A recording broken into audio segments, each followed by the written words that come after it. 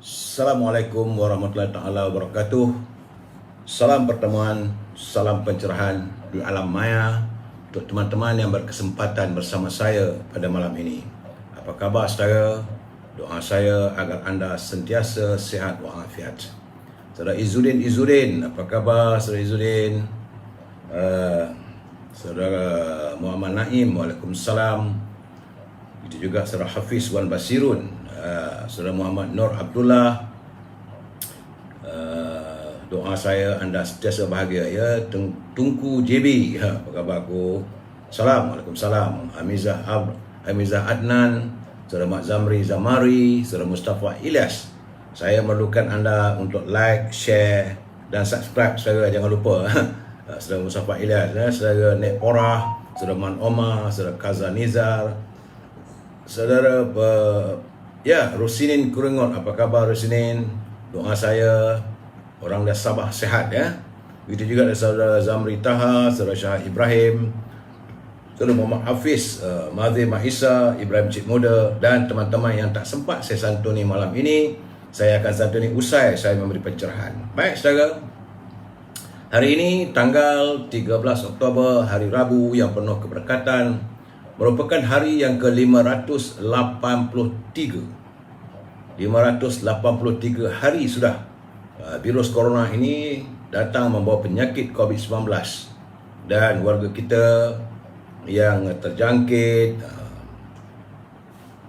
Jumlah kematian melebihi 26,000 dan untuk hari ini sejumlah 2,361,529 warga kita yang dijangkiti virus corona secara terkumpul. Dan untuk hari ini ada peningkatan sedikit. Semalam 7,276, hari ini 7,950 saudara. Dan untuk negeri-negeri, di Perlis 32, di Kedah ada 49, Pulau Pinang 474, di Perak 405 susut ya. Jadi cuma di Selangor ada peningkatan balik daripada 671 semalam. Hari ini Selangor 1449. Begitu juga di Bola Persuan. Semalam 220, hari ini 309. Tapi di Putrajaya nampak gayanya susut daripada 36 kepada 19. Di Negeri Sembilan ada sedikit naik, sikit, tak banyak, iaitu daripada 163 kepada 167. Melaka kekal 188. Di Johor susut lagi, alhamdulillah. Johor hari ini sudah tinggal 703. Semalam 777. Hari ini 703, tidaklah lagi ribuan ya. Dah sebanyak saya nak 6 hari dah Johor. Di Pahang juga terus susut. Semalam 426, hari ini 342. Tetapi di Terengganu nampaknya ada pola-pola kenaikan. Sebab dia susut semalam daripada 590 kepada 480. Tapi hari ini naik balik 499 saudara. Di Kelantan juga nampak gayanya naik, meningkat kepada 938 kepada 958. Kelantan adalah negeri ketiga yang tertinggi selain daripada Selangor dan Sarawak. Di Sabah juga turut ada peningkatan. Semalam 532, hari ini 751. Tapi Labuan alhamdulillah sifar, tiada jangkitan untuk warga Labuan pada hari ini. Tetapi di Sarawak meningkat balik daripada 1037 kepada 1165. Itulah gambaran yang saya dapat berikan kepada saudara kedudukan negeri-negeri tentang virus corona saudara ya. Apa khabar Pak Cha, saudara Kamarul Azhari, saudara Yusuf Hasim. Saya melihat ada ini pengumuman daripada Jabatan Kaji Cuaca. Dia kata bahawa Terengganu dijangka akan dilanda banjir besar pada tahun ini, di mana ia diramalkan bermula pada akhir bulan Oktober ini. Buktinya sekarang hari ini 13, lagi dalam 18 hari ataupun dalam 17 hari. Ujung bulan ini Terengganu dijangka akan dilanda banjir besar. Jadi warga Terengganu harus berhati-hati, dan kalau banjir tentulah virus corona akan meningkat ya. Kerana menurut Jawatankuasa Kebajikan Pembangunan Wanita dan Keluarga serta Perubatan Nasional Terengganu, Tuan Hanafiah Ahmad, dia kata berdasarkan data daripada Jabatan Pengairan dan Saliran, negeri ini sudah mula diunjur bakal menerima taburan hujan sehingga 3,500 mm sepanjang tahun 2021. Jadi ia merupakan taburan lebih tinggi berbanding pada tahun yang lalu. Tahun lalu cuma 3,000 mm saja. Jadi setakat ini dia kata dia maklumkan bahawa sudah 2,000 mm jumlah hujan yang turun. Jika hujan turun sekurang-kurangnya 300 mm sehari pada musim tengkujuh, maka setempat impak banjir akan diterima menyamai pada apa yang berlaku di Gunung Jerai. Itu gambaran diberikan ya, sebanyak 4 tan bekalan makanan dan barang keperluan telah pun dihantar sebagai persiapan. Jadi saudara yang berada di Terengganu berhati-hati, bersiap sedia ya, saudara. Lebih baik kita bersiap sedia. Kalau tak jadi, alhamdulillah, kita khawatir ini musibah. Sebagaimana yang saya katakan, bila berlaku kita wabak, kemudian berlaku ini kemarau dan akan ada masalah kekurangan makanan. Ini keadaan yang saya nyatakan semalam dan kemarin. Dalam keadaan begini 4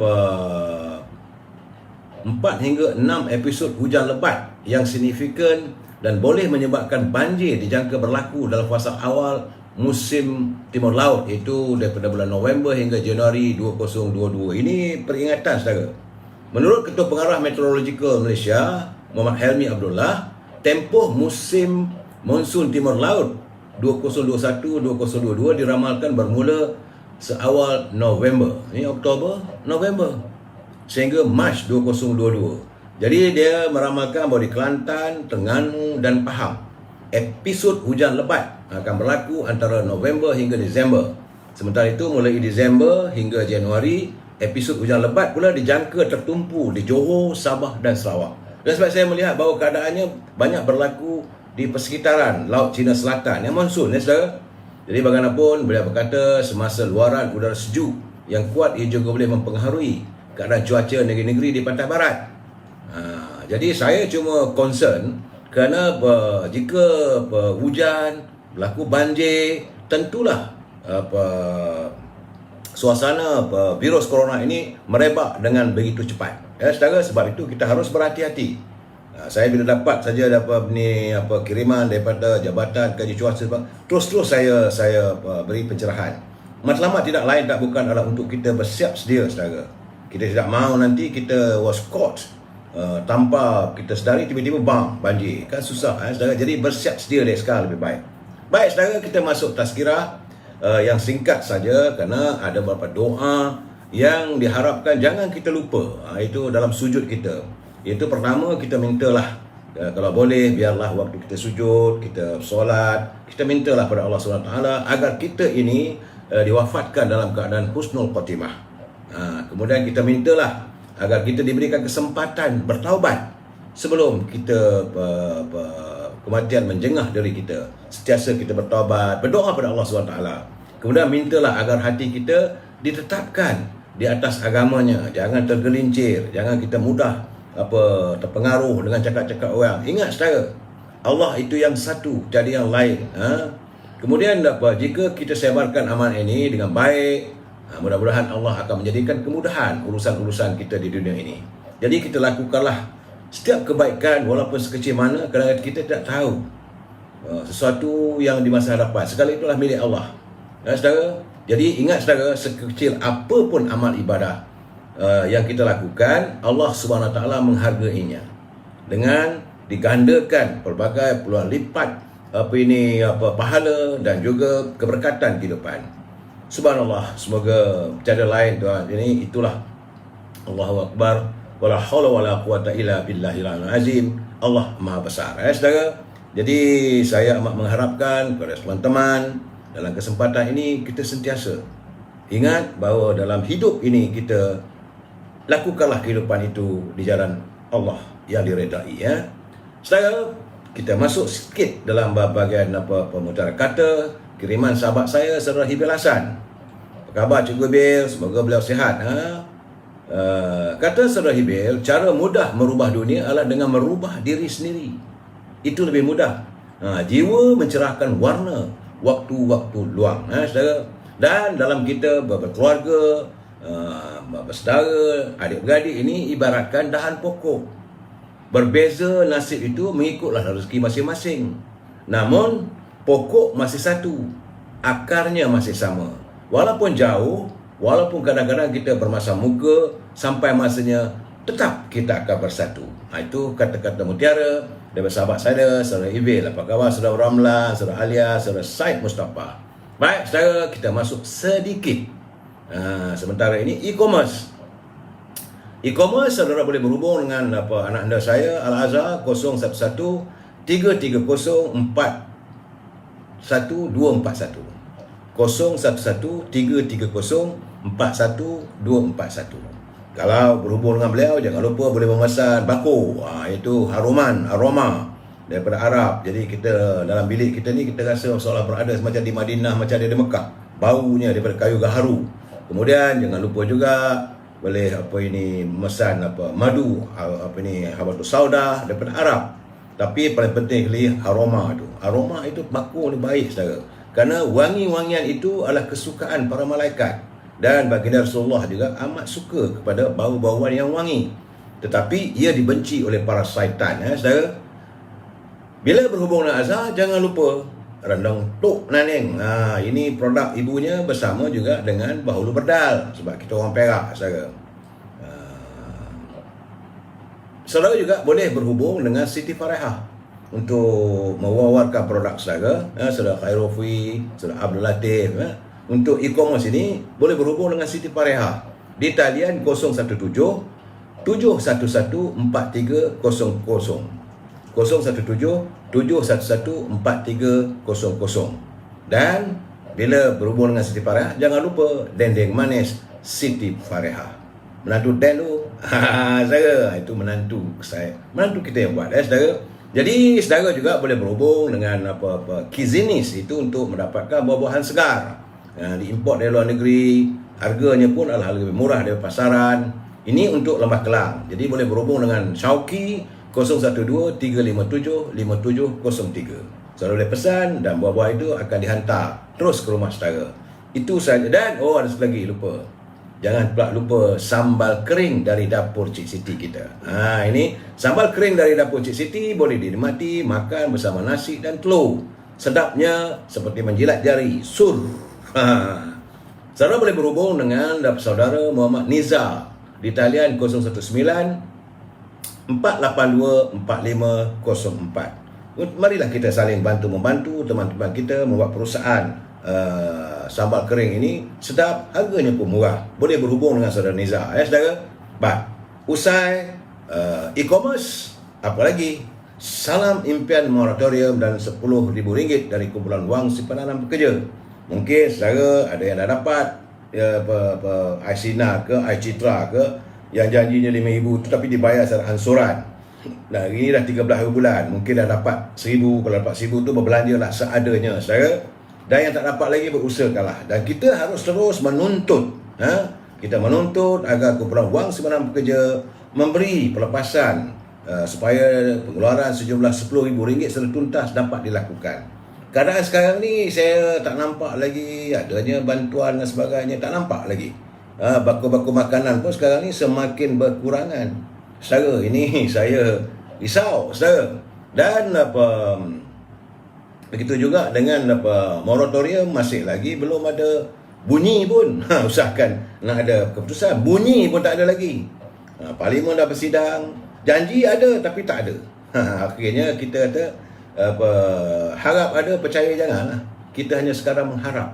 Bagaimanapun saya akan membantu saudara, akan menuntut saban malam sehinggalah anda memperolehi moratorium selama 6 bulan secara tuntas, terakru daripada faedahnya, dan pengeluaran wang daripada kumpulan wang simpanan pekerja RM10,000.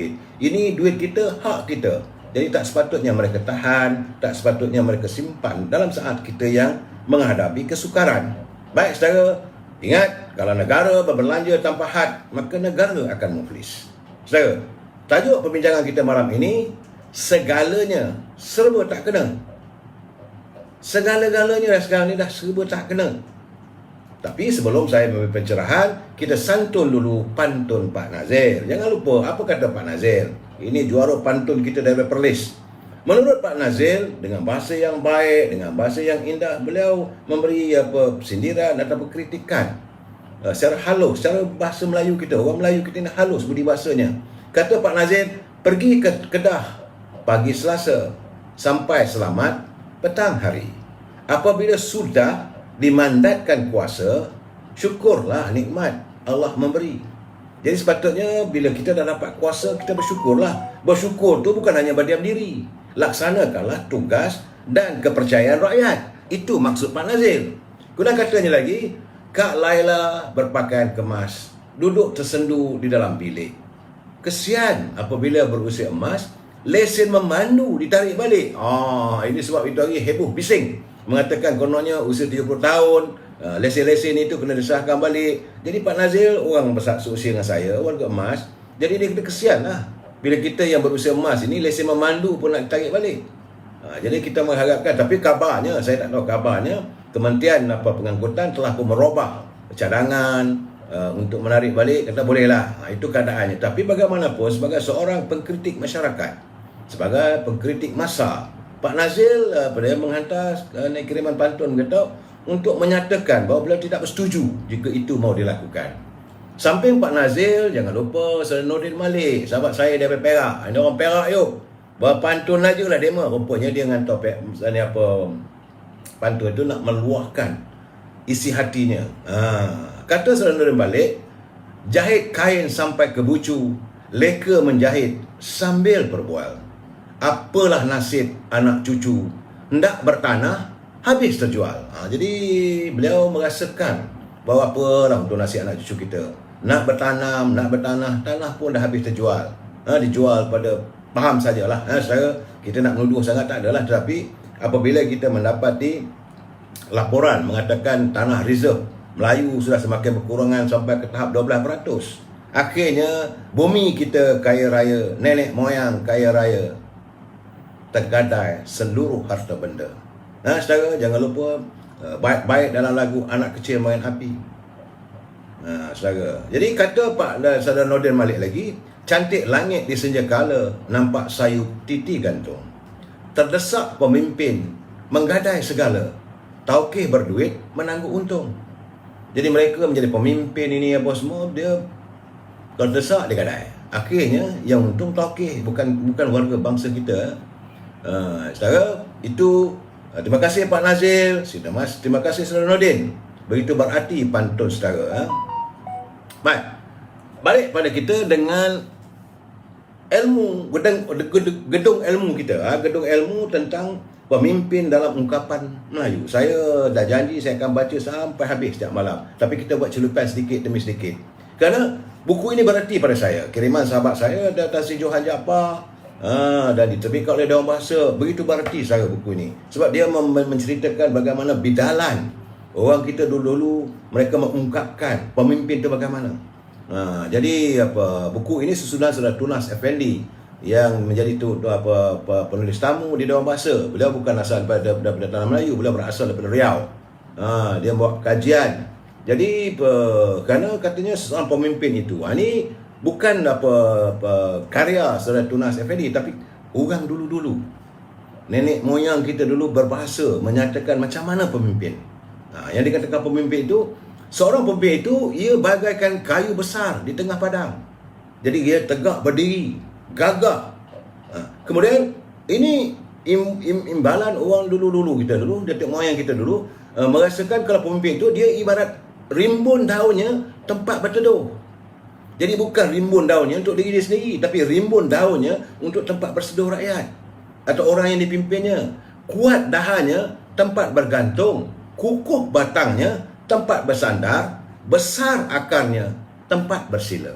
Itu cara orang kita dahulu menggambarkan pemimpin itu. Kalau tak boleh jadi kuat dahannya untuk jadi tempat bergantung, tak payah jadi pemimpin.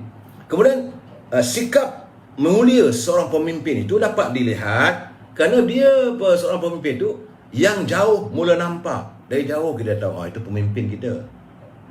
Walaupun dari jauh tapi kita kenal maksudnya. Kemudian yang dekat mula bersua. Jadi artinya bila dah rapat, apa khabar? Kalau dia yang berhormat. Kalau Tok Penghulu. Kalau ketua kampung, apa khabar Tok? Kalau ayah pun kita kenal, itu ayah kita. Beraninya pelapis dada. Kemudian dia kata yang tingginya menahan angin. Bidalannya seolah-olah kalau tinggi itu mampu menahan angin, yang rendahnya menahan lapah. Pemimpin juga mesti lihat cerdiknya penyambung lidah, beraninya pelapis dada, alimnya tempat berfatwa, bijaknya tempat beramanah. Pemimpin juga sabarnya adalah tempat rakyat mengadu. Andai adilnya tempat rakyat untuk meminta pertimbang rasa. Lurusnya adalah tempat berwakil. Jadi dia tak ada godak-gedik ataupun main ciluk sana ciluk sini, tidak. Dia adil, dia lurus. Benarnya tempat berpijak, budinya tempat kita berhutang. Kita berhutang budi, bukan berhutang tu macam kita tak ada duit pinjam yang mak. Tidak. Selalunya bila orang Melayu ni, saya tutang budi. Jadi budinya tempat kita rakyat berhutang, bijaknya tempat rakyat berguru, dan teladannya tempat rakyat meniru. Jadi yang baik itu kita tiru. Itulah pemimpin dalam ungkapan kata-kata Melayu yang kita harapkan pemimpin kita menghayati. Sepatutnya inilah yang kita cari seorang pemimpin untuk masa depan kita, yang mempunyai ciri-ciri seperti ini. Saudara, siapa ni? Mana bantuan untuk rakyat dari Pak Mai tu? Wallahualam bisawab. Saya tak dapat nak tahu lah. Belum lagi saya dapat menghubungi beliau. Jadi kita sambung lagi malam besok tentang pemimpin. Seperti biasa, saya harus berperingatan bagi mereka yang menyunting semula live saya ini dan dimasukkan dalam channel YouTube dan macam-macam punya channel yang ada sekarang ini, Instagram lah, Facebook dan sebagainya. Anda harus bertanggungjawab atas setiap suntingan anda. Sebab saya tengok dah 3-4 hari ni macam-macam, semua 5 minit, 10 minit lari maksudnya. Saya kata begini, sedangkan saya memberi pencerahan daripada A, B, C susunan tu, tapi mereka ambil yang 1, 2, 3. Jadi akhirnya menimbulkan masalah. Jadi maksud saya begini, maksudnya lain jadinya. Tapi sebab itu saya kata anda bertanggungjawab atas setiap suntingan anda. Saya tidak akan bertanggungjawab atas setiap suntingan yang anda lakukan. Kerana sebenarnya ini adalah pencerahan politik yang saya berikan hanya untuk memberi pencerahan, memberi penjelasan, dan supaya warga kita berinformasi. Tak ada lebih daripada itu. Saudara, bukan niat saya membenci orang, tak ada. Kalau tak betul, kita kata tak betul. Kalau betul, kita kata betul. Kita santuni masyarakat. Kerana kita, asas prinsip kita mesti bersetuju untuk tidak bersetuju. Kalau saudara mendengar saya punya pencerahan ini, terpulang pada saudara. Kita boleh bersetuju dan kita juga boleh tidak bersetuju. We must agree to disagree. Kita prinsipnya, kita boleh bersetuju untuk tidak bersetuju. Dan kalau boleh, saya kata, bila saudara nak menghantar kiriman dan sebagainya, janganlah maki hamon. Saya nampak juga semalam ada 2-3 teman-teman kita bergaduh, betul bahasa. Kalau boleh jangan kita menyinggung sama kita. Jangan kita memperbodohkan orang, jangan kita menghina. Kalau kita tidak setuju dengan pandangan, saya kata kenapa saudara berfikiran begitu? Pandangan saya begini, 1, 2, 3. Jangan cepat marah saudara. Orang Melayu ni sentiasa menyantuni harmonis. Kita adalah warga cinta damai saudara. Jadi saya harap agar segmen ini mereka yang nak suntinglah, saya tak marah. Tetapi anda harus bertanggungjawab. Saudara, laporan yang saya dapat hari ini, saya pun dah mula berpeluh. Tak lama lagi, 2 hari lagi, 3 hari lagi, orang Selangor ni hangitlah badu badannya. Kerana 998 kawasan di Lembah Kelang mula mengalami gangguan bekalan air. Ini masalah besar saudara. Kalau air dah tak ada, nak ambil sembahyang macam mana? Nak bertayamum lah kita. Kalau tayamum tak apa juga, kena nak membasuh. Kalau kita buang air besar, buang air kecil, nak memasak anak kecil dan sebagainya. Saya rasa Selangor ni tak selesai dah bertahun-tahun. Jadi sepatah kata Saudara Syam Jalil selaku Ketua Penerangan Barisan Nasional Selangor, Saudara Syam dia kata selagi kerajaan Pakatan Harapan yang memerintah Selangor, selagi itulah isu air tak selesai.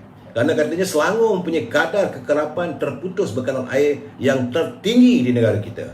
Jadi mengikut laporan Persatuan Air Malaysia, ini yang terkini saudara, 259,000, iaitu 62% daripada 419,000 kejadian terputus bekalan air di Malaysia berlaku di negeri Selangor. Jadi Pahang, negeri yang lebih besar dari Selangor dan terbesar di Semenanjung, hanya mengalami 2,000 kes terputus bekalan air saja. Jadi masalah ini telah diketahui sejak 10 tahun dulu. Masalah ini dah 10 tahun dah dari sini. Sama ada oleh kerajaan negeri maupun oleh kerajaan persekutuan. Kerana Putrajaya juga duduk hampir dalam kawasan Selangor. Saudara, dekat dengan Dengkil. Kemudian dekat dengan Kajang, jadi Putrajaya. Begitu juga di Kuala Lumpur, dulunya asalnya di Selangor. Jadi keadaan ini begitu ramainya warganya memerlukan air. Jadi dah 10 tahun dah, kerana ia berpunca daripada loji-loji dan sistem pipe air di Selangor yang sudah usang dan tidak mencukupi. Sebab itu, bila setiap kali berlaku masalah pencemaran air sungai atau bekalan elektrik yang terputus ke loji, ia menyebabkan masalah air itu terputus di kawasan yang besar kerana kapasiti loji air terawat. Jadi tidak cukup untuk menangani masalah ini.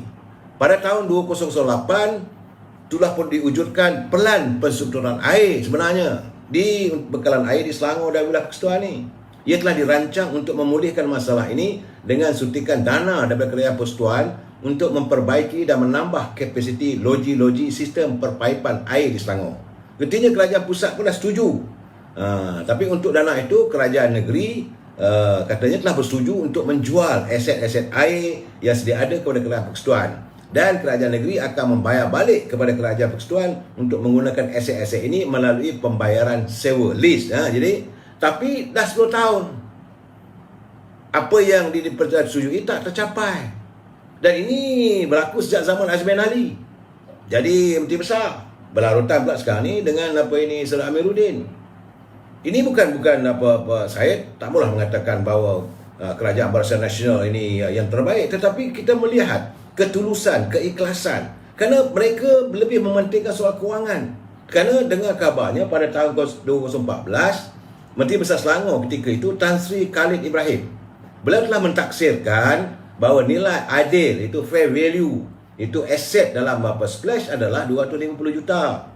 Tapi pemimpin-pemimpin PKR seperti Azmin Ali, dia mahu aset slash ini dengan harga yang tinggi sehingga lebih 25 bilion. Itu yang menjadi masalahnya, sampai 10 kali ganda. Jadi Kerajaan Persekutuan Barisan Nasional pada ketika itu tidak bersetuju dengan harga yang jualan yang terlalu tinggi, sebab ia akan meningkatkan bayaran sewa ataupun lease yang perlu dibayar oleh Kerajaan Negeri, yang akhirnya pengguna akan membayar tarif yang tinggi. Jadi sekiranya harga dan sewa yang tinggi, ia akan memaksa kerajaan untuk meningkatkan tarif air. Akhirnya rakyat juga terkesan. Dan sekarang ni bukan saja terkesan, tak ada air. Saya dah berpeluh, saudara. Tambah pula sekarang ni musim, ya saudara, musim panas begini, kita memerlukan air lah. Nak minum, nak mandi. Takkan mandi saya sekali. Kalau mandi sekali dengan panas begini, hangit lah bawah Selangor. Untuk 2-3 hari ni, 3-4 hari ni rasanya hangit lah. Jadi kita mengharapkan awak agar pimpinan di Selangor, di Selangor dipimpin oleh Kerajaan Ketika Keadilan, bukan UMNO, saudara. Dan mereka harus berlapang dada, menjaga rakyat comfort, bukan soal keuntungan. Negeri Selangor kaya-kaya, saya. Jadi Amiruddin kena fikirlah, kotakanlah janji anda, people come first, rakyat yang terdahulu. Itu bab air. Dan yang lebih menyedihkan, saya dapat kiriman daripada Najib, yang beliau begitu concern tentang untung nasib Petronas. Kerana dari catatan yang saya dapat, Petronas ni macam saya katakan, bagaikan angsa yang mengeluarkan telur emas dan sedang disembelih. Itu gambarannya. Sedangkan kita tahu Petronas sedang bergelut di Sudan. Masalah di Sudan belum selesai lagi. Tetapi nampak gayanya Petronas menjadi mangsa kerakusan kerajaan terdahulu selepas Barisan Nasional. Kerana selepas mengambil alih, selepas Pilihan 14, Petronas mula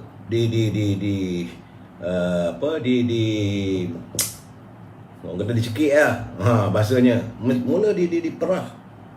Sedangkan CEO ataupun Ketua Pegawai Eksekutif Petronas telah memberi amaran bahawa trend permintaan dividen yang berlebihan oleh kerajaan sejak tahun 2018 adalah bahaya, dan ini boleh menjejaskan masa depan Petronas kerana rating ataupun kedudukan syarikat akan jatuh.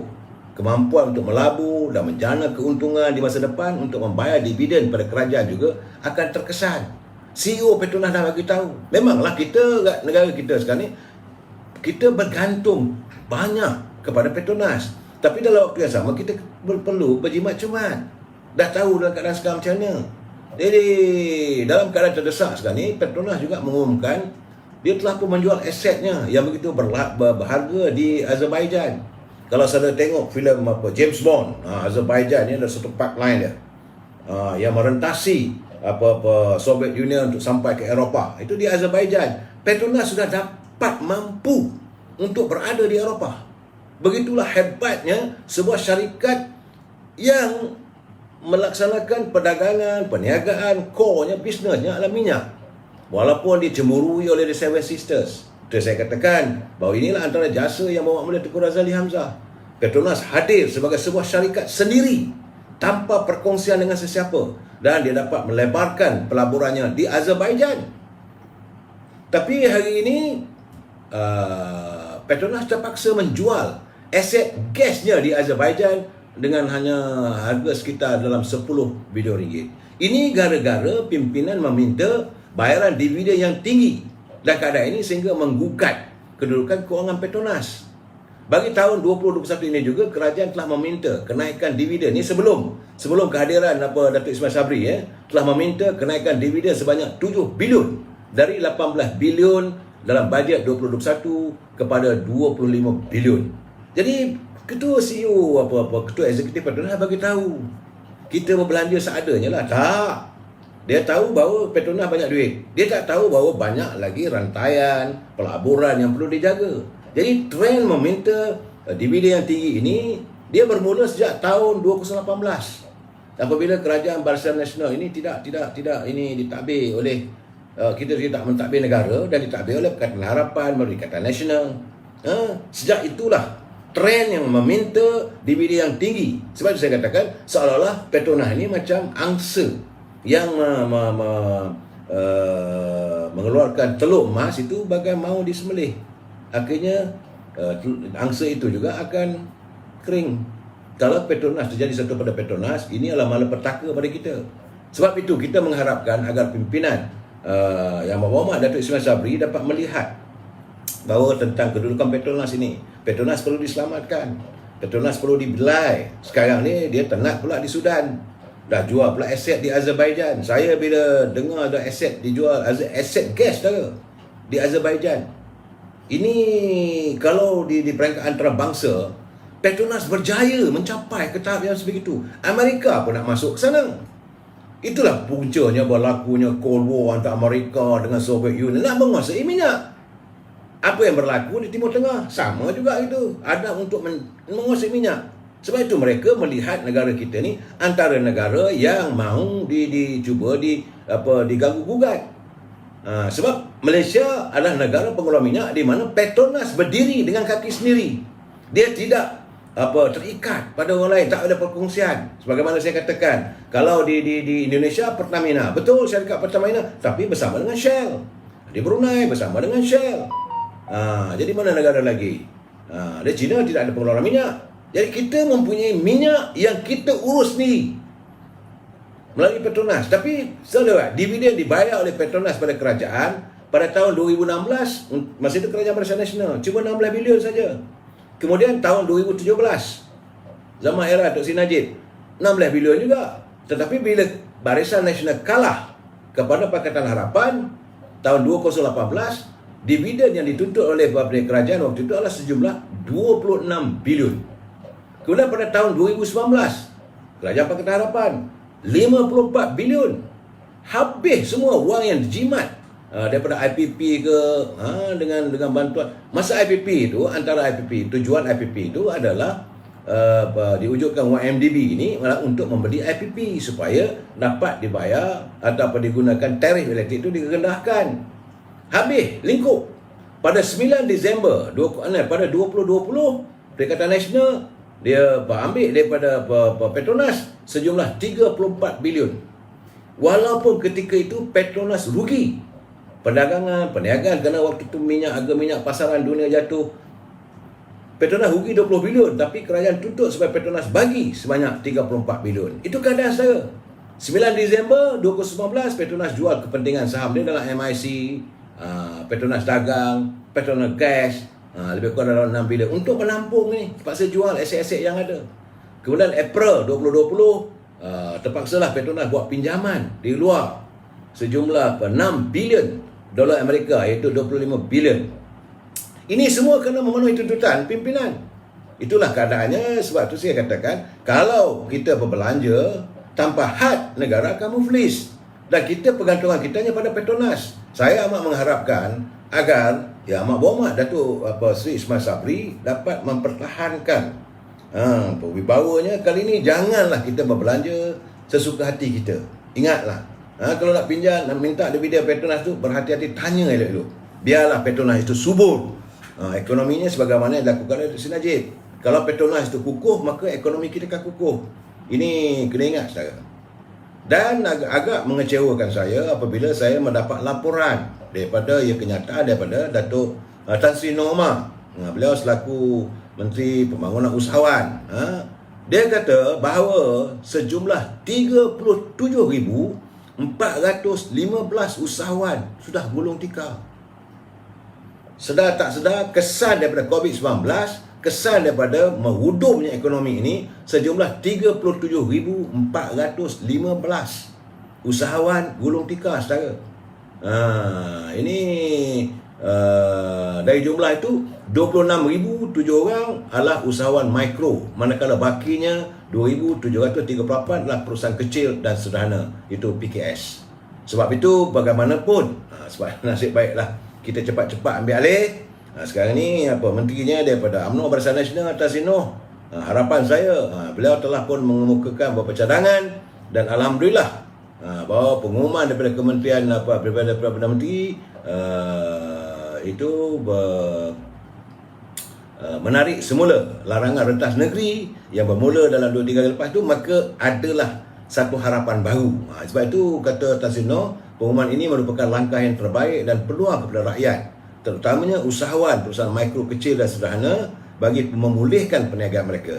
Jadi dalam waktu yang sama, pihak kementeriannya juga telah pun menyediakan beberapa package untuk usahawan Bumi Putra. Bertandanglah ke pejabatnya ataupun ke pejabat Kementerian Pembangunan Usahawan ini, bertanyakan tentang apa dana-dana disediakan. Ini keadaan saya. Kita yang dah gulung tikar tu, apa kita nak buat? Saudara? Itulah keadaan dari segi ekonomi. Dan ini masalah besar saya katakan, ini segalanya dah serba tak kena. Semalam saya menyatakan bagaimana tidak sopannya mantan Ketua Menteri Melaka Idris Harun bercakap dengan Yang Mohd Perdana Menteri, engkau aku saja. Saya tak tahulah, saya katakan mungkin itu budaya orang Melaka. Bagi saya tak sepatutnya sebegitu. Hari ini tular lagi perbualan, kali ini pula antara Yang Amat Berhormat Perdana Menteri dengan salah seorang pemimpin daripada Parti Keadilan PKR, iaitu Ahli Parlimen Hang Tuah Jaya Saudara Samsul Iskandar. Jadi bagi saya melihat ini sebenarnya isunya sekarang ini yang perlu kita perhatikan adalah kegiatan melakukan intipan ataupun rakaman perbualan telefon Yang Amat Berhormat Perdana Menteri dengan orang-orang tertentu. Ini yang jadi persoalan pada kita sebenarnya, saudara. Apakah sudah tidak ada lagi privasi? Perdana Menteri punya talian telefon juga sudah boleh dirakam. Jadi sebab itu saya ingin bertanya, apa matlamat mereka sebenarnya? Apa matlamat? Dah dirakam, ini ditularkan pula dalam media sosial. Dan bagi saya paling penting, saya rasa ini sudah sampai masanya pihak penasihat keselamatan di pejabat Yang Amat Berhormat Perdana Menteri memikirkan dan menasihatkan agar Yang Amat Berhormat Perdana Menteri punya talian telefon itu disediakan parenti yang tidak boleh dirakam. Ini bahaya, saudara, sebenarnya. Sebab bagi saya lah, soal informatif, soal perbualan, privacy, sepatutnya tak ada siapa boleh dengar. Tiba-tiba boleh dengar. Jadi saya kata dah. Semalam ada 2 orang. Pertama antara Idris Harun yang menggunakan bahasa yang begitu bongkaknya, engkau aku je dengan Perdana Menteri. Begitu juga dengan 2 orang ahli Dewan Undangan Negeri Melaka. Boleh dirakamkan. Perdana mula tuduh pula kononnya UMNO Barisan Nasional lah di belakang lah apa semua. Ini tularkan, tujuannya untuk memburukkan UMNO lah, saudara. Dan hari ini tular lagi perbualan antara ini ahli parlimen daripada Parti Keadilan PKR, Saudara Samsul Iskandar dengan Yang Amat Perdana Menteri. Bagi saya ini menyentuh soal keselamatan seorang Perdana Menteri.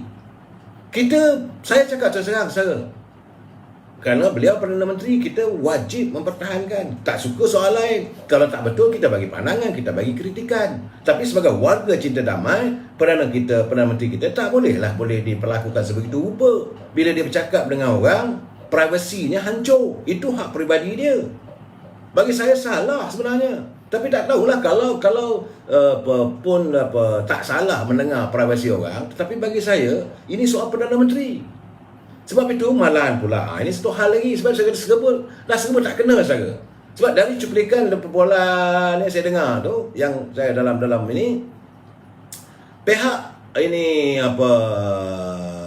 yang saya dengar tentang kononnya pihak Pakatan Harapan sedang dalam proses untuk membawa persoalan kesahihan pembubaran Dewan Undangan Negeri Melaka ni ke mahkamah dengan alasan ia tidak dibuat oleh Tuan Yang Utama Gubernur Melaka mengikut unsur-unsur yang dilihat bertentangan dengan perlembagaan dan undang-undang tubuh kerajaan negeri.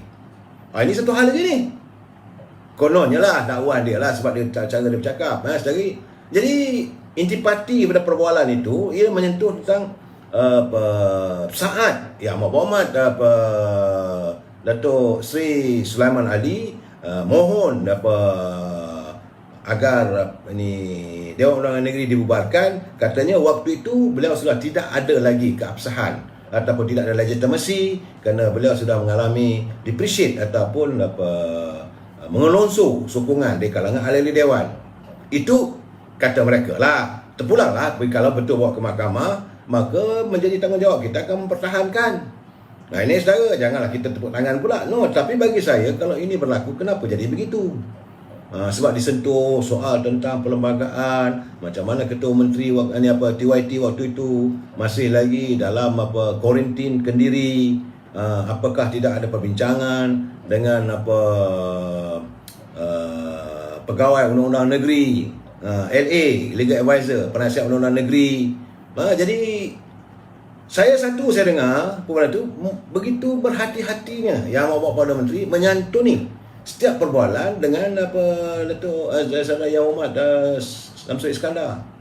Saudara, jadi bila dia menyatakan ini tak betul, Perdana Menteri kata tak boleh lah begitu. Macam mana pula takkan nak seret pula TYT ke mahkamah. Memang pun saya pun tak seronok juga, kerana ada pula mana punya mamat ni, dia boleh tular pula tulisan yang menghina Tuan Yang Utama Gubernur Melaka. Saya rasa ini sikap tak baik. Kalau tak bersetuju, tulislah tak bersetuju saja, tapi janganlah menghina. Ambil siapkan gambar Tun Ali ni, kata orang macam-macam. Saya tidak berkenan lah cara begitu. Itu bukan budaya bangsa kita. Yang buat tu orang Melayu. Saya minta benda ni perlu disiasat lah. Kenapa begitu? Jangan kita menghina. Jangan kita menghina tunggak ataupun payung sesebuah negeri. Kalau negeri itu mempunyai TYT, Tuan Yang Utama, kita hormatlah dia. Tapi kalau negeri itu ada sultan, kita lebih-lebih lagi kalau negeri itu ada sultan. Tapi janganlah dihina, janganlah dicaci secara khalayak. Tak sepatutnya. Saya tak nak sebut siapa dia lah, tapi ada saya tengok itu, saya urut dada. Senakal-nakal saya lah dulu waktu saya menulis macam-macam, saya tak akan buat benda begitu. Segarang-garangnya kita nak marah orang pun, kita tak akan menghina pemimpin kita. Dan ini sekarang ni bila disentuh masalah itu, dia tentulah kalau dibawa ke mahkamah akan tercemarlah kedudukan kerajaan negeri Melaka. Dan yang paling penting sekali, yang ni yang saya katakan 2-3 malam dulu, yang paling penting bila disentuh tentang soal bajet kerajaan negeri Melaka. Ini paling penting, dan ini juga diperakui oleh Yang Amat Perdana Menteri. Dia kata betul juga tu, dia kata sebab dalam seminggu 10 hari lagi Parlimen akan mula membincangkan bajet untuk negara kita. So, bila Parlimen dah buat bajet, kalau lulus bajet, selalunya Parlimen kena lulus lah. Kalau tak lulus bajet, nak belanja macam mana? Macam mana nak bayar emolument, macam mana nak bayar gaji kerajaan, macam mana nak buat pembangunan, macam mana pelanjar yang lain. Jadi selalunya bajetnya akan diluluskan. Tambah-tambah lagi sekarang ni sudah ada satu bentuk persefahaman antara kerajaan, yang pimpinan Datuk Ismail Sabri atas nama keluarga Malaysia bersama dengan Pakatan Harapan. Okey, janganlah ganggu bajet ni. InsyaAllah rasanya bajet ini akan diluluskan. Walaupun adalah kritikan, pandangan. Okey, kita santuni pandangan mereka. Tetapi bagaimanapun, setelah bajet itu diluluskan di peringkat parlimen, maka Dewan Undangan Negeri juga harus membentangkan bajet. Bajet Dewan Undangan Negeri Perlis, bajet Dewan Negeri Pulau Pinang, Negeri Kedah, Melaka dan termasuk Melaka, saudara. Dan apabila keadaan sekarang ini, hari ini, kalaulah Dewan Undangan Negeri Melaka itu terbubar, jadi nak bincang macam mana? Nak bincang macam mana? Macam mana nak dibentangkan bajet? Ini persoalan semua tak kena ni, saudara. Kerana kalau nak buat pilihan raya pun dalam tempoh 60 hari. Sekarang ni Suruhanjaya pilihan raya sedang bersidang, sedang bermesyuarat macam mana nak menetap penetapan berapa hari. Ia menyangkut tentang pengundi muda, berapa orang, berapa jumlahnya. Nah, urusan sedang dilakukan. Bila masa kita nak mengadakan pilihan raya umum? Kalau perlu diadakan pilihan raya umum di negeri Melaka. Kalaulah tidak boleh diadakan pilihan raya kerana kononnya pandemik, virus corona, nak jadi diisytiharkan darurat, lagi seksa jiwa, saudara. Kerana kalau dia isytiharkan darurat di Melaka, maka keadaan akan berlaku caretaker government, iaitu kerajaan sementara. Kerajaan sementara dia tak ada barisan ahli Dewan Undangan Negeri, dia tak ada barisan exco. Dia cuma ada yang dilantik oleh Tuan Yang Utama, seseorang tu macam mungkin dia lantik Datuk Sulaiman Ali sebagai pemangku atau memegang jawatan sebagai ketua menteri sementara, caretaker government. Ini juga macam mana nak bentang bajet. Kalau bajet tak boleh diluluskan, lah bajet tempoh kita sekarang ni waktunya, ini bulan 10, saudara. 2 bulan je lagi. Kalau dalam tempoh sampai Disember, bajet tak boleh dibentangkan, tak boleh diluluskan, apa nak jadi pada kerajaan negeri Melaka? Macam mana nak dibayar gaji? Saya perlu ingat, tiap-tiap sen wang kerajaan hendaklah diluluskan oleh Parlimen ataupun Dewan Undangan Negeri. Saya dah bagi tahu 2-3 malam lepas. Bila malam berlakunya benda begitu, apa akan jadi pada bajet kerajaan negeri Melaka? Kalau ini tak, apakah nanti kaki tangan kerajaan Melaka? Kita ada 2 jenis kaki tangan kerajaan, saya. Satu, kaki tangan kerajaan yang dibayar oleh federal ataupun persekutuan. Tapi kalau untuk di negeri, mungkin pejabat daerah, ini negeri yang bayar, maka tak boleh bayar gaji, saya. Pembangunan tak boleh dibawa. Rakyat perlukan duit, tak dapat diberi, tak boleh disalurkan. 1 sen pun wang tak boleh dibelanjakan kalau tidak diluluskan oleh Parlimen atau Dewan Undangan Negeri. Ini yang sedang berlaku di Melaka, saudara. Sebab itu saya kata kerja dah macam-macam tak kena. Bagaimanapun saya terpulanglah itu bagi bijak pandai lah. Biarlah mereka yang bijak mentadbir politik di Melaka tu tahulah cara macam mana. Tapi yang saya tengok lagi cara yang bawa pada menteri menyantuni, dia bersahati, tak kisahlah dia jawab telefon, cara jawab mesra. Saya kata memanglah murni jiwanya menyantuni sama ada pembangkang ataupun siapa saja. Cuma saya agak terkesima tidak hari ni kerana taklah macam Dari Harun main kau aku. Sebab Yang Muhammad Samsul pun orang Melaka juga, dia pun baik juga dengan Yang Muhammad Perdana Menteri. Tak ada pula panggil kau aku. Paling tak kita Yang Muhammad. Jadi bahasanya tu. Dan paling penting saya mengharapkanlah agar pihak keselamatan mempertingkatkan kawalan dari segi keselamatan Yang Muhammad Perdana Menteri. Ini jangan kita ambil enteng. Kerana kalau perbualan itu boleh dirakamkan, bagaimana perbualan yang lain? Bagaimana kadang-kadang daripada unit intelligence, daripada keselamatan, nak ambil laporan, tiap-tiap satu berlaku di negara kita ini, maka sama ada pihak polis ke, pihak tentera ke, pihak keselamatan, apa saja ke, dia harus melaporkan pada Perdana Menteri. Sama ada nak turun naik duit kita ke apa semua, Perdana Menteri harus tahu lebih awal.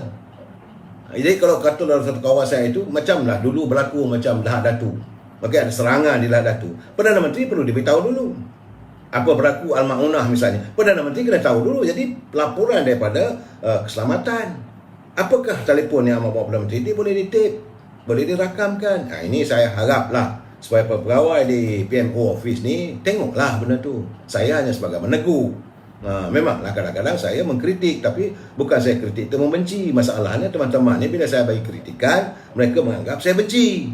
Saya tidak benci, saya sayang pada Ali sama UMNO. Bila saya kata ini keadaan begitu, ini keadaan begini, jadi saya memberi peringatan supaya kita lebih berwaspada. Dan kita sekarang ni keadaan lebih kelang kabut lagi bila kita dengar tiba-tiba hari ini Ketua Eksekutif Lembaga Hasilan Negeri pula letak jawatan. Lagi kelang kabut. Hari ini dapat laporan saya tengok Ketua Pegawai Eksekutif Lembaga Hasilan Negeri Datuk Sabin Samitah kerana dilaporkan telah meletak jawatan. Itu kata sumber dalaman lah. Itu mengikut daripada media sosial Free Malaysia Today. Jadi menurut maklumatnya dia kata hari ini adalah hari terakhirnya berkhidmat. Dan pada hari Jumaat dia telah pun menghubungi pihak semua, dia akan letak jawatan. Jadi apakah peletakan jawatan itu? Kerana alasannya bertolak daripada laporan polis yang dibuat oleh Datuk Seri Najib, kerana beliau merasakan dirinya terinaya oleh pihak-pihak tertentu, pepegang tinggi di Lembaga Hasilan Negeri. Ini secara sebenar-benarnya. Jadi kalau dia dah letak jawatan, macam mana ke Datuk Seri Najib? Ini apakah keadilan akan diberi pada beliau? Ini saya tengok dah jadi serba tak kena dah sekarang ni. Jadi alasan peletakan jawatan itu tak dapat dipastikan. Biarpun terdapat dakwaan salah guna kuasa yang dilemparkan terhadap Lembaga Hasilan Negeri sejak beberapa minggu lalu. Itu satu hal. Satu hal lagi saudara, tiba-tiba ini dah serba tak kena saudara. Tiba-tiba pagi ini pihak polis memanggil bekas Exco. Ni yang beliau memanggil bekas Exco Datuk Nur Hizam Hassan Bakti untuk dirakamkan keterangannya susulan tindakan pihak polis merampas kereta kenderaan resminya semalam. Ini kerana katanya kereta itu telah disimpan di tempat, dia bukan dekat rumah dia. Sebab dia enggan menyerahkan kereta itu kepada pihak, sebab bila dah berhenti dia tak mau serahkan. Nah, ini keadaan sebenarnya. Jadi Ketua Polis Melaka Datuk Wira Abdul Majid, dia berkata setakat ini 5 individu telah dipanggil untuk diambil keterangan, dan dia juga akan memanggil Datuk Nur Hizam Hassan Bakti, beliau lah untuk disoal siasat. Ini dalam masa dekat. Dalam masa dekat katanya beliau akan mengambil keterangan bekas ahli Dewan Undangan Negeri Adun Pengkalan Batu yang juga merupakan mantan Exco Kerajaan Negeri Melaka. Kan ke kelang kabut? Kamu yang tarik sokongan sekarang ni, kamu yang nak tumbang kerajaan. Bila kerajaan dah tumbang, kamu nak pertahankan kereta. Mana boleh? Ini perangai benda ni. Saya tak tahu. Jadi setakat ini hanya 5 individu terdiri daripada kaki tangan pejabat sistem kerajaan negeri yang dipanggil untuk diambil keterangan, dan kita jangkakan akan memanggil lebih ramai lagi. Jadi ketika dihubungi, Nur Hizam berkata dia bila pihak polis hubung dia, kan, dia kata saya punya urusan lain, kalau nak ambil apa semua tak apalah, driver saya. Ini bukan soal pemandu kamu. Jadi saya tak nak menyebut perkataan itulah, tapi itulah keadaannya saudara. Beliau ni dan tak jawatan letaklah. Tapi tak nak pula dilucutkan dia punya ni. Katanya waktu polis jalankan siasatan, polis mendapati kereta yang kereta milik Kerajaan Negeri Melaka. Kena ingat ini bukan kereta beliau. Dia asal kereta tu mana ada dulu bas sekolah je dulu ada lah kot, van sekolah tu. Tetapi dia kereta milik Kerajaan Negeri. Alah apa? Kereta biasa je pun, bukan Mercedes macam Kerajaan Negeri Kelantan. Kereta biasa, tak silap saya Proton ke Honda gitulah, Toyota Camry. Itu saja, takkanlah itu. Dah kau dah berhenti, serahkan je lah balik. Yang kau nak, katanya kereta tu diletakkan di Aras 3 Parkland Resident, Jalan Tun Perak di Melaka. Rumah dia bukan di situ. Jadi sebab itu Ketua Polis Melaka Datuk Wira Abdul Majid berkata rampasan kereta Toyota Camry itu dilakukan oleh sepasukan pegawai dan anggota polis dari Jabatan Siasatan Jenayah Komersial Negeri pada jam 11.20 pagi semalam. Ini adalah berdasarkan pada waran mahkamah. Nak ambil balik kereta Kerajaan Negeri, nak ambil balik pun terpaksa keluar waran. Apa benda lah dia orang ni? Kau dah berhentilah. Kau dah kata tak bagus, nak tarik sokongan, tariklah, sebab kita sekarang ni going for pilihan raya. Tak nak pula pilihan raya. Jadi maunya apa dong? Kita nak tanya, maunya apa? Sekarang ini keadaan negeri di Melaka dah kelang kabut. Semua tak kena secara bajet dah datang. Dia dah waktu dah terlalu dekat. Kalau nak ke pilihan raya, tunggulah. Tak lama sebulan, setahun lebih lagi. Itu selewat-lewatnya. Kalau mengikut perjanjian antara Pakatan Harapan dengan Yang Berhormat Datuk Seri Sabri sampai bulan Julai je. Jadi apa yang kelang kabutnya? Kenapa yang bagi saya lah, sebab itu saya kata mereka meruntuhkan kerajaan, terutama Aidil Harun. Inilah mereka yang merupakan tindakan khianat. Dan mereka meruntuhkan di saat-saat negeri Melaka memerlukan Dewan Undangan itu bersedang. Memerlukan kerajaan. Di saat rakyat mahu memulakan kehidupan. Selepas kita selama 2 tahun kita terkurung di rumah, baru nak elok sedikit, nak pulih ekonomi. Kalau ada bantuan daripada kerajaan negeri nak disalurkan, dah tak boleh. Sekarang ni 1 sen pun tak boleh pakai duit kerajaan negeri. Nak salur melalui mana? Esko tak ada, wakil rakyat tak ada. Jadi orang kata padankan muka. Kita bukan mau memadamkan muka. Sekarang ini soal rakyat. Kamu jadi wakil rakyat, kamu selalu fikirlah dulu sebelum kamu bertindak. Kamu nak jatuhkan kerajaan ni, itu hak kamu lah, tetapi kamu kena fikir apakah kewajaran kamu itu membawa kebaikan untuk rakyat. Tetapi apa yang berlaku adalah kamu membawa musibah pada negeri. Sebab itu saya katakan orang ini adalah pengkhianat. Bukan kalau daripada Aidil Harun dan seorang lagi daripada UMNO tu, dia pengkhianat pada parti. Tetapi bagi saya bukan hanya pada parti, dia pengkhianat pada rakyat negeri Melaka. Warga Melaka terkurung selama hampir 2 tahun.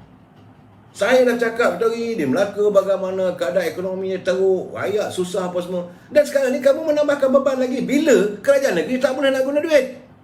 Ini gambaran sebenarnya. Saya bukan nak marah tentu pasal saya, tapi bila polis dah siasat, padankan muka lah. Beliau tu, tunggulah nasib kamu. Sebab ini boleh dilihat di bawah kanun jenayah saudara. Sebab menurut Datuk Mahdi, dia kata Nur Rizal boleh disiasat di bawah Seksyen 403 Kanun Keseksaan. Kanun menyatakan bagi sesiapa dengan curang menyalahgunakan atau menjadikan bagi kegunaan sendiri atau menyebabkan mana-mana orang melupuskan apa-apa harta, maka ia boleh dihukum penjara minimum 6 bulan dan maksimum 5 tahun dan sebat. Jangan main-main. Kau tunggulah selama ini kau kata kau boleh tembak tu kan. Dalam keadaan begitu, tiba-tiba timbul pula lagi saudara. Saya tak tahulah. Dalam kelang kelibut kerajaan negeri Melaka begini, timbul pula bekas penyelaras. Jadi bekas dululah pada tahun ini bukan zaman ini Datuk Sulaiman Ali ya. Tapi bekas penyelaras Dewan Undangan Negeri bagi kawasan Lendu. Dikabarkan, diberitakan telah direman selama 6 hari selepas disyaki membuat tuntutan palsu hampir 100,000 berkaitan dengan program-program dilaksanakan di kawasan DUN berkenaan. Pula dah. Sebab tu saya kata sekarang ni mula dah terbongkar satu persatu. Perintah reman sehingga 18 Oktober itu dikeluarkan oleh Magistrate Auzrin Syahira Sofi Afendi selepas permohonan dibuat oleh Suruhanjaya Pencegah Rasuah Malaysia di Mahkamah Magistrate 3 di Air Keruh hari ini. Jadi keadaan sekarang ni, itulah saya kata padankan muka kamu lah. Sekarang ni dah mula sumber MPS berkata suspek berusia 37 tahun dipercayai membuat tuntutan palsu dengan menggunakan kertas kerja kepada pejabat daerah dan tanah Alor Gajah Melaka berjumlah 97,000, sedangkan program tersebut tidak dilaksanakan. Jadi suspek juga merupakan pegawai di Perbadanan Kemajuan Negeri Melaka. Dia menyedia kawasan apa semua. Tuntutan itu dibuat terhadap 8 program di kawasan Lendu. Katanya, program itu katanya dibuat di kawasan Lendu, sedangkan ia tidak pernah dilaksanakan bermula Mac 2019. Itu zaman dulu, zaman mereka lah. Bukan zaman Sulaiman Ali. Jadi kalau nak kata orang ni tak baik, orang tak manah pun bagi saya sekarang ni 2x5, 5x2 lah. Kalau kamu nak tipu ke apa, saya tak tahu. Saya tak boleh katakan dia menipu sebab ini belum diaturkan hukuman. Sesuatu pembicaraan, kita tak boleh nak tuduh orang tu dia salah. melainkan telah dibuktikan oleh mahkamah. Itu keadaannya apa yang berlaku di Melaka sekarang ni. Sebab itu bila kita bercakap soal politik Melaka, kalau kita tengok dulu UMNO masa pilihan raya lepas, dia dapat 13 daripada 28 kursi. Jadi bila ada sokongan daripada yang lain tu, barulah dapat menubuhkan kerajaan. Dia sekurang dia perlukan sekurang-kurangnya 15 kursi. Tetapi terdapat 6 lagi kursi yang UMNO Barisan Nasional boleh menang. Asalkan macam saya katalah, kali ini kita kena pedar lah. Ya, mahu Presiden UMNO kena pedar lah. Kawasan majoriti orang Melayu bagi pada Melayu lah. Cuma saya ketawa lah tadi, sebab saya tengok ada satu kiriman dalam media sosial, kononnya mengatakan bahawa kalaulah Perikatan Nasional menang, maka mereka akan menamakan calon daripada Parti PAS untuk menjadi Ketua Menteri Melaka. Itu cara nak mengambil hati PAS. Teruskanlah, kita tak ada masalah saudara. Bagi kita tak ada masalah. Jadi hari ini pun saya yakin sebab rakyat Melaka dia dapat tahu, dapat melihat apa yang sedang dilakukan oleh Datuk Sulaiman sepanjang beliau mentadbir negeri. Biarlah orang kata macam-macam pun, tapi saya merasakan ada sedikit ketenangan. Tetapi tiba-tiba berlaku gerakan oleh 4 orang ni, maka tumbang kerajaan. Bila tumbang kerajaan, mulalah timbul macam-macam. Jadi janganlah kita bersikap paku dulang, kata dulang paku sekepih, kata orang kita yang lebih. Jadi bagi saya tidak ada seorang pun yang maksum. Bagi saya tidak berminat untuk menuduh. Saya dapat kiriman macam-macam lagi tentang bagaimana cerita pasir lah, cerita itu banyak, ada lebih 5-6 lagi. Saya kata, bagi saya, apa saya nak siarkan benda begini, tak habis-habis. Ceritanya lain tak ada tentang kebobrokan, kepimpinan pemimpin Melayu. Buat apa? Datuk PAS puji lagi bagus 100 juta kat sekolah tahfiz. Saudara Azhara, Datuk PAS pujilah ya, dia linggoing bagi 1 juta. Itu dia punya hal lah. Saya tak mau bercakap lagi lah. Saya nak dengar warga PAS ni, saya malah lah. Tiba-tiba mana ada kursi dia menang dalam pilihan lepas di Melaka. Setakat nak kacau dia boleh lah. Dan itu lagi, Parti Perubumi pun dia menang pun kan dia disokong oleh DAP dan juga keadilan. Saya dah cakap dah berkali-kali bahawa kejayaan mereka kerana adanya keadilan. Tanya sedikit kasih je undi-undi keadilan itu yang pergi pada mereka. Jadi bagi saya sekarang ni, saya tidak nampak.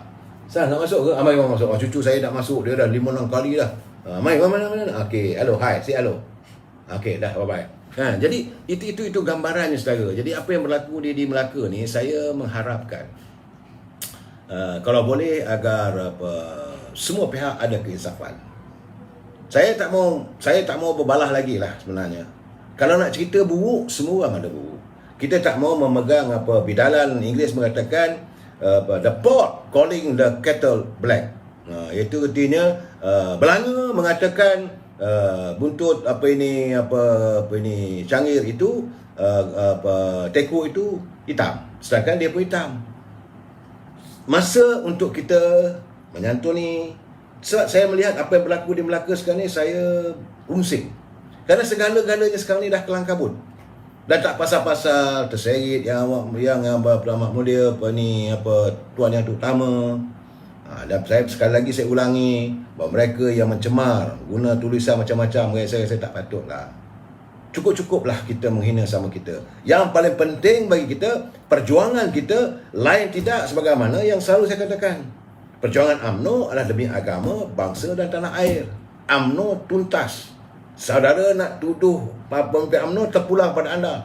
Tetapi bahtera UMNO ini bahtera bangsa. Jangan sekali-kali anda robekkan bahtera ini, kerana musibahnya pada bangsa kita. Kita bincang lagi malam besok. Wabillahi taufiq wal hidayah. Assalamualaikum warahmatullahi taala wabarakatuh. Selamat malam.